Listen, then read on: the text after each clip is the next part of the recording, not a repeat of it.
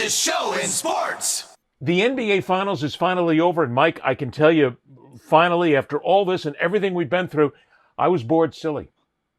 I, I'm just, I just got to tell you, I get it. Yeah. It's athletic. I've covered the NBA for years. I've been around the sport. I've been around the people there. And I tried my best, Mike. I tried. I did everything I could to get into it, and I enjoyed the athleticism, and I liked the storylines and all that other. But I was bored silly. There were two blowouts in this series. Come on. Well, I don't know. I got into it only because I thought the Pacers' run was mesmerizing. But this is the sad thing. It's one thing to not care or sort of be casually involved, and then like I can't do it. There's no star power. It's not doing it for me. The NBA is not what it. Can you imagine if you got invested in this and you get to game 7 and the best player on the team that could pull off the upset for the ages out, but tears his Achilles in the first quarter after he hits three pointers in the play, and all of us, the state of Indiana, the great Hoosier state, the place where it's 49 other states, but in Indiana it's basketball. That guy, Tyrese Halliburton, tears his Achilles tendon, and then at that point, yeah, okay, you're watching the Pacers, be Warriors, but it was like. It was like Butch Cassidy and the Sundance Kid at the end. Like they were going to come out of the Bolivia thing and they were going to get shot to death. You knew it. And eventually they did. And it was just a sad ending to that's the whole point of it. A sad ending to a great finals for basketball. When that happened, when Halliburton went down, and not only that, but there's a piece of video making the rounds on social media these days that shows, it's an ISO shot of his leg that shows the exact instant that the Achilles popped, and you can see the back muscle just disconnect all of a sudden, and it's real. I checked on it, but when I saw that, I'm watching it going, that's it. This game is over. Oklahoma City, if they sit back and relax, they're going to win this by 20 points. Because for all the wonder that we talked about with this series, Mike, it seems that if you take one player out, something's wrong. Shouldn't a team, I get it that you have a star player and there's that one big key that's there, but shouldn't you at least be able to be competitive when you lose that one guy when something happens? Well, here's the thing. They were for almost 3 quarters until they finally lost it at the end. They showed up. They were great. They were good at halftime. And at the end, like they couldn't overcome the loss of their best player, like most teams. So I don't know. I don't fault them. I don't fault. But it is interesting what you said about how I just couldn't get into it because I got an email from Adam Silver, and Adam Silver, I'll drop a name here. I've known Adam Silver since the '90s when I would have these ridiculous parties on the Upper West Side of New York. I thought I was some society guy. When I had money and lived in New York City. Right. But I didn't have that much money. I mean, I was probably making $100,000 a year. But for me, on the Upper West Side in the '90s, oh my God, I was a squire. I mean, you couldn't, it was sure.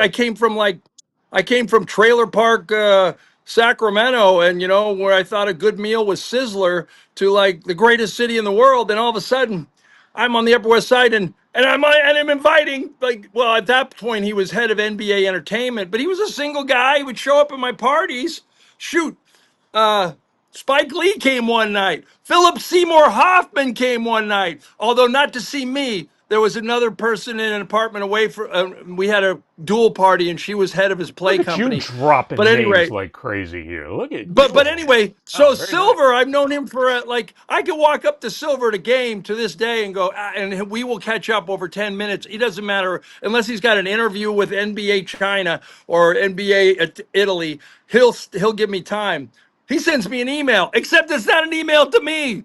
It's an email to everybody that actually attended a game in Mexico or Latin America, because there was a Mexico game last year and I got a credential for it.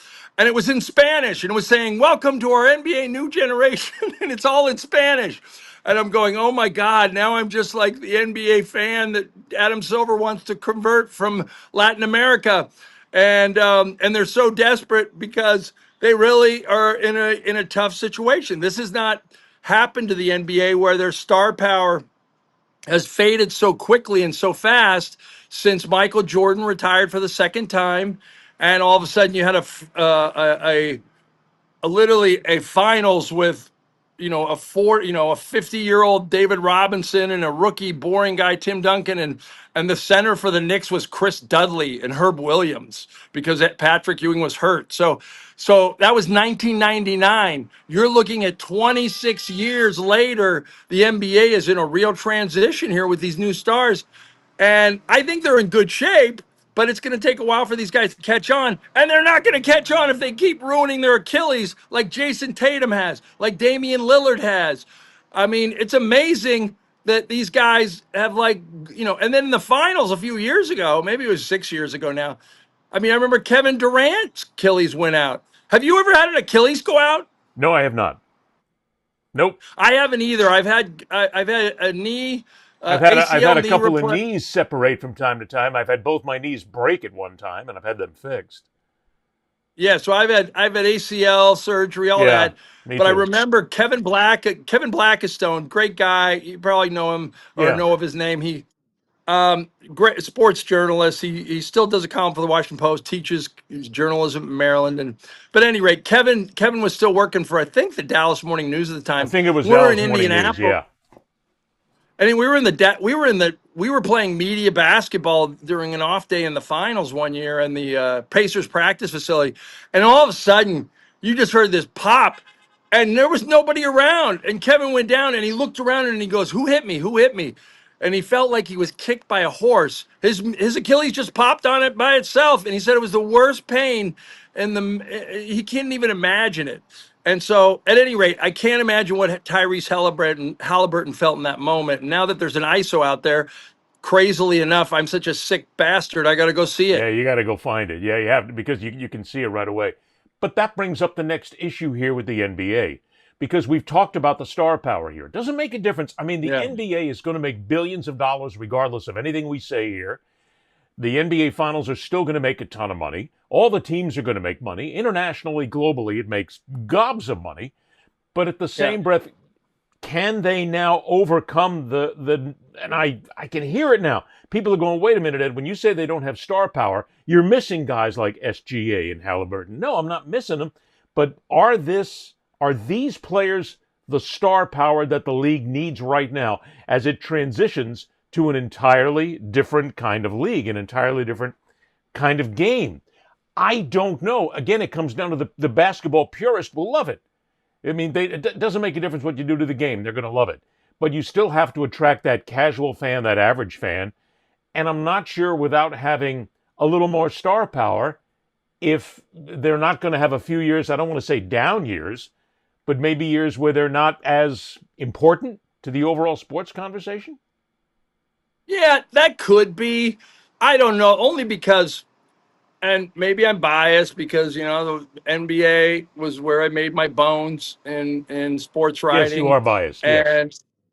And and so I could, and basketball is my favorite sport. I played at very low level at a junior college a long time ago, and and I you know I, and I always live vicariously through my 14-year-old now, and it's sick and it's wrong, but I do, and I love the game, but but I could see the drop off a little bit. I think it's all predicated on, can you usher, can Stephen Curry, LeBron James, uh, I'm trying to think of some of the older guys, the Clay But Thompsons, why are we still soon mentioning Kyrie, them? They're the old guys. They're the soon Tyra. OG. Well, because they're still NBA All Stars and they're great players. I mean, Kevin Durant was just But they're at the end of their careers. traded to the Houston Rockets for a pile of draft picks, and I think Kevin Durant is carbon dated at this point. Well, but But that's I another think point too, because everybody, not everybody, but I'm seeing a lot of the NBA types are going,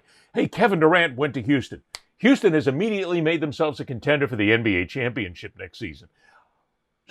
Stop, please. I mean, the hyperbole goes only so far here. I mean, as you said, Kevin Durant's not young anymore, and to say that he's automatically a run to the NBA championship, and you're still living with an old G, one of the older guys, and you're not putting it together with the young guys.